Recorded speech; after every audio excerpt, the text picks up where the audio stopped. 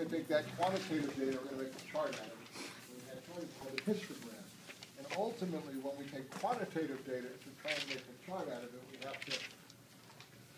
we have to put it into categories. In other words, we don't normally have, unless we make a dot plot or stem and leaf plot, categories. So this is the example in the text where this is prices of GPS systems, okay? And if we made that data into a chart, which we call a histogram, we would end up with a chart with their data, the book data, that might look something like this. These are different intervals of prices, and in this interval, we found that we had 5 prices that we collected. Here in this interval, there's 8. And so this thing is called a frequency histogram. And this data that, in this example, like I said, is prices of GPS systems. And you can see that on the left-hand side, this axis is the frequency, the number of GPS systems that fell into this price interval. And, across the horizontal axis are the different price intervals. So that's a histogram. Now, the only question I really ask you before we get started is, could I make a Pareto chart out of a histogram? What was a Pareto chart? A couple minutes ago we were talking about Pareto chart. Paragraphic order, highest to lowest. Yeah, so could we do that with this type of data? Could we make a Pareto chart out of a histogram? This is a trick question, obviously. How many people say yes? How many people say no? Okay, I'm with the no's. Why? Why can't we make a Pareto chart out of a histogram? Why can't we take the longest bar there and just slide it over to the left and make it start at the longest, the biggest bar? Because units are flowing and... Because the number line, right? In other words, the prices start at, these are the lower prices. We go up to the higher prices. They can't arbitrarily say, oh, geez, let me take that interval, slide it over here, okay? The $120 to $160, slide it over there, okay? That doesn't work. That's a number line. So you can't do that with a histogram, okay? The other thing that you have to do with a histogram is these bars have to touch one another because of the same reason. That's a number line. Those are a whole bunch of numbers. It continues. You've got to fill up the whole range of numbers, okay? Whereas if the bar represented associates degrees, okay, I can slide anywhere I want. It's just the bar and the height of that bar is associates degrees. It doesn't matter where it is. So this is what we want to end up with on our data and on our worksheet. Now, to get there, let's take a look at the data that I've given you. And I got a copy of it up here. I mean, I've got a copy of the data up here. But hopefully you've got your worksheet. And we're going to work on both sides of this worksheet. We're going to fill out the first side, which is this table. And this is called a frequency table.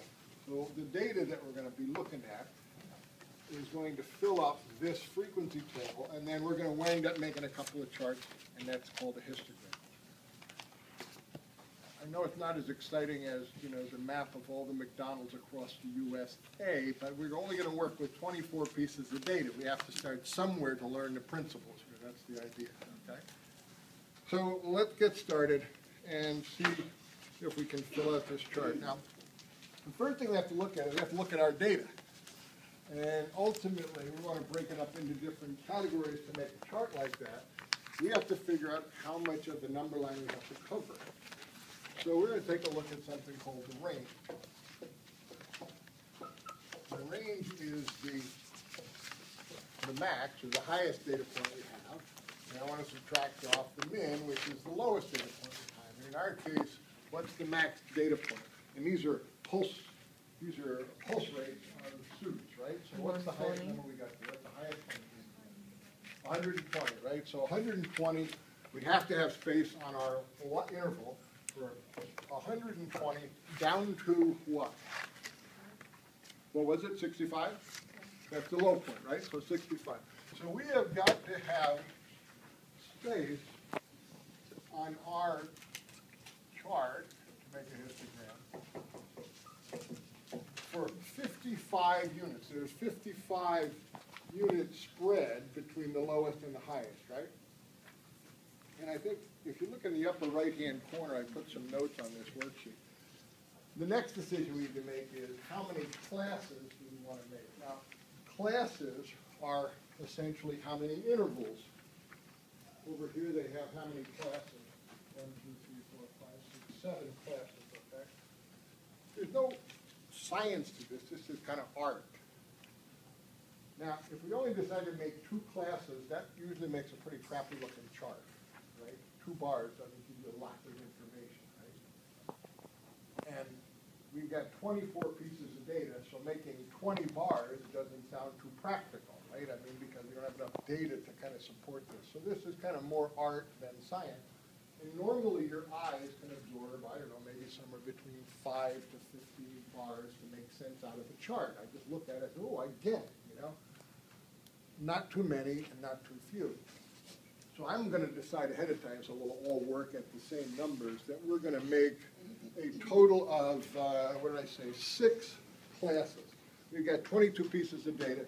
We'll make 6 classes or 6 bars, okay? So now, if I'm going to do that, I'm going to take this range that I got to cover and I'm going to divide by 6. I'm going to split that up into 6 equal units. That make sense, everybody?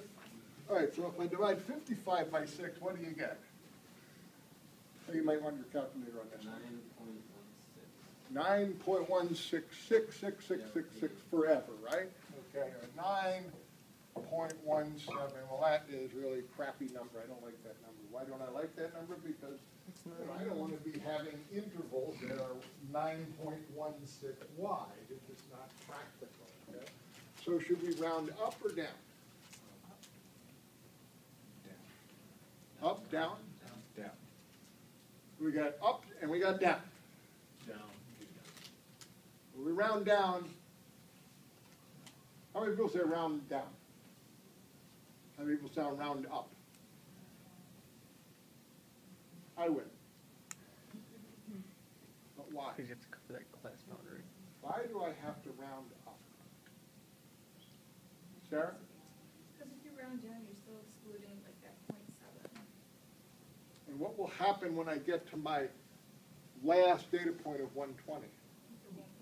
I won't have a home for it. I might not have a home for it. So if I round down and I only go 9 with, I go 9, 9, 9, 9, 9, I'm not guaranteed I'll have a home for the highest data point. That makes sense to everybody? I might not have enough to cover it. So we always round up.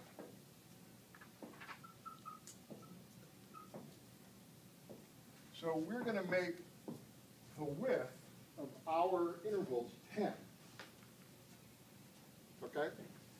And the reason I don't want it to be a fraction is because it's really impractical, okay, for the data that we have.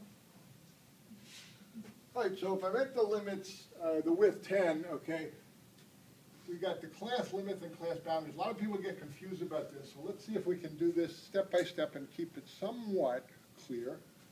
What's the lowest number? You said it's 65, right? So that's the first and lowest number that has to go into the first category. Now, if the category is going to be 10 wide, what's the lower limit on the next category then? 75, right? And then on and on and on, right? So let's write all of them, 75, 85, 95, 105, 115. Now, what's the highest number we can put in the first category then? If the next one starts at 75, the highest number I can put in here would be 74. So the upper limit must be 74, 84, 94, 104, 114, and 124. That's really good because now I can see I have a home for 120 down there, right? 120 has some place to go. that's pretty good, but let's just get a picture of what we just did. So we've got, we start here, and we've got these categories, and we say, okay, well, the first one's gonna start at 65, 66, 67, 68, 69, 70, 71, 72, 73, 74, and the next one. And then the next guy starts at 75, 76, 84. That stops at 84. And then we start 5, 6, 7, 8, 9, 10, 11, 12, 13, 14. That goes to 94. The next guy starts at 95. So we've got categories, but I have these gaps right here between 74 and 75, between 84 and 85, between 94 and 95. So I've got these categories, but I have gaps here. Everybody see the gaps that I just created?